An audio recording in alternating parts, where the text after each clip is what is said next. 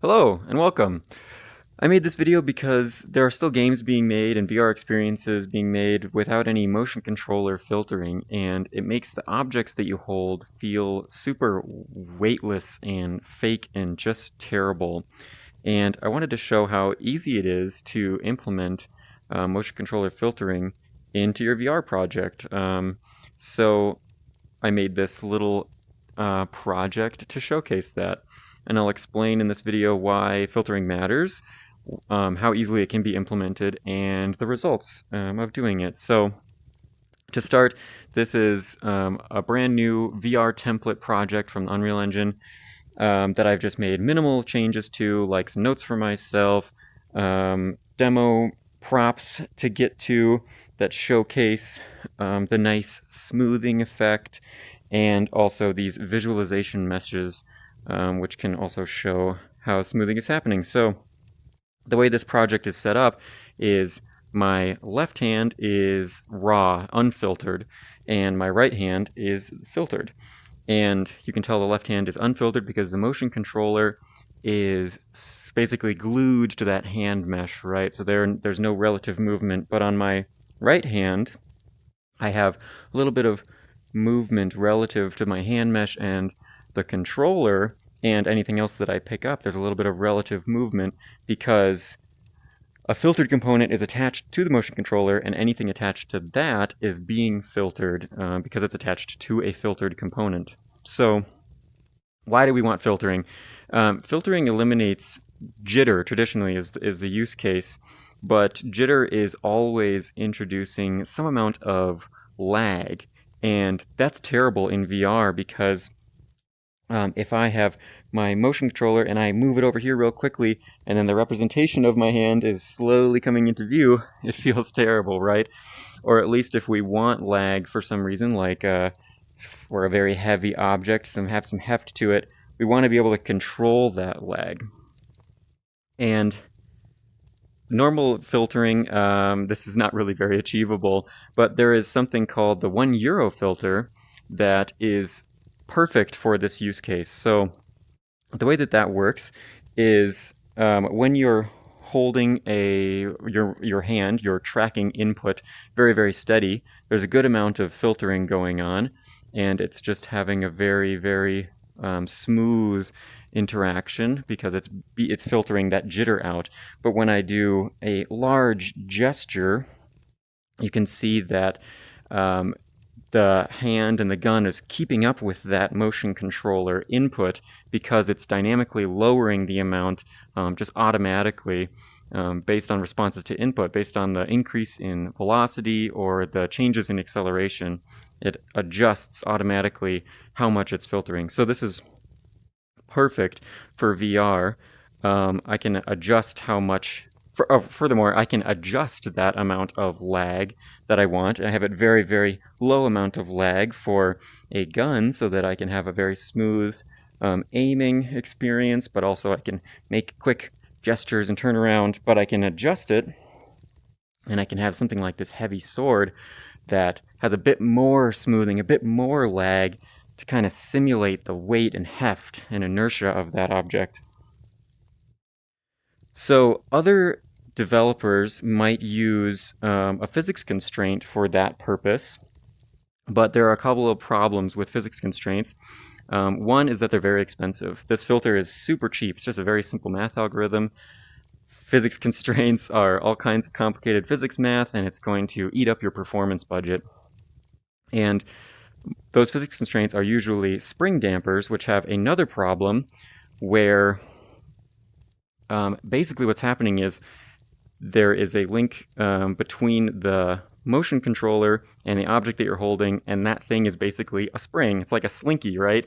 So you will move your hand moves down, and then there's this follow-through problem where it goes past where you wanted to stop and then springs back, overshooting again, and just kind of wobbles into position. So you always have this like spring effect, which doesn't feel very nice, feels very unwieldy, and the filter eliminates that because it's just catching up. There's lag, but it just catches up to its final destination, which allows you to maintain precise control, and it doesn't feel unwieldy. to hold objects that have a large amount of lag added to them.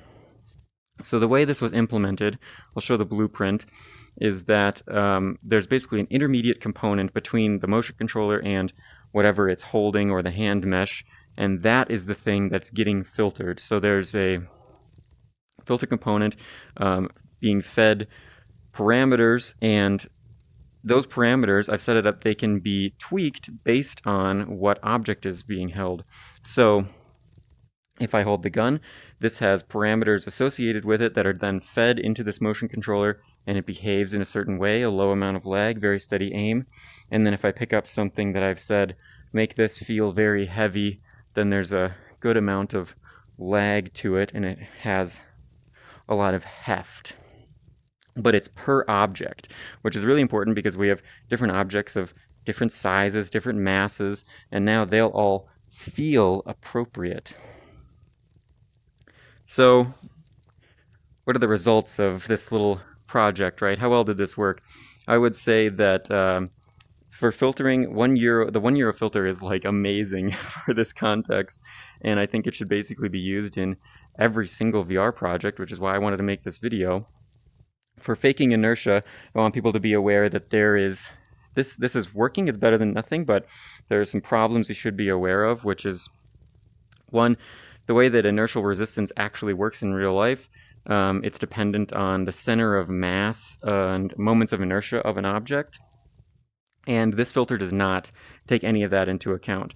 So an example is, if I have this very long sword, when I use the filter and I move it laterally, it just sort of moves linearly to that new position. But in reality, the center of mass is somewhere up in this top of this sword. I mean, not the top, but somewhere around here, right? And the center of mass should seek to stay in the same position. So if I move it at the handle down here, the center of mass is going to try to stay in the same place. And then when it gets to its final destination, then it'll snap back. And this is how it should look, but in reality, the way that's implemented, it doesn't look totally realistic, because this technique is kind of breaking down when you have a sufficiently heavy object or the center of mass is far away from the user's hand. This could probably be fixed with some extra logic about trying to you just figure out where the center of mass of the object is and then add a rotation or something, blah, blah, blah, include lots of extra math. But then at that point, you might as well just keep filter like everything as normal, just because, I mean, even your hand being filtered is really nice and smooth compared to the jittery, unfiltered hand. But then I would recommend using a physics constraint and then just double in a PID controller, which basically seeks to minimize that spring effect, because you're already doing a bunch of math to make it work how it should behave, and a physics constraint would just take care of that. Plus, this doesn't do anything with collisions as well, so I can just move it right through static objects as if there was no collision, but a physics constraint would allow it to have collisions like you see in Blade and Sorcery or Half-Life Alyx. The prop is colliding with the world, which feels very nice. But yeah, in conclusion, I think the OneEuroFilter is awesome. It shouldn't be used to fake super heavy objects if you're going for realism, but if you just need that little bit of extra smoothing, a little bit of heft to make it feel real, make it feel like you're holding a real thing rather than just this impossible, I'm holding air, right? Just nothing. It feels a lot better, so I think it should be used in basically every VR project, even just for your hands. I mean, it makes your hands feel nice and smooth and rock steady, rock solid. So that's all. I hope you found it interesting and maybe you learned something. And if you're a VR developer, I hope you use it in your next project. So thank you.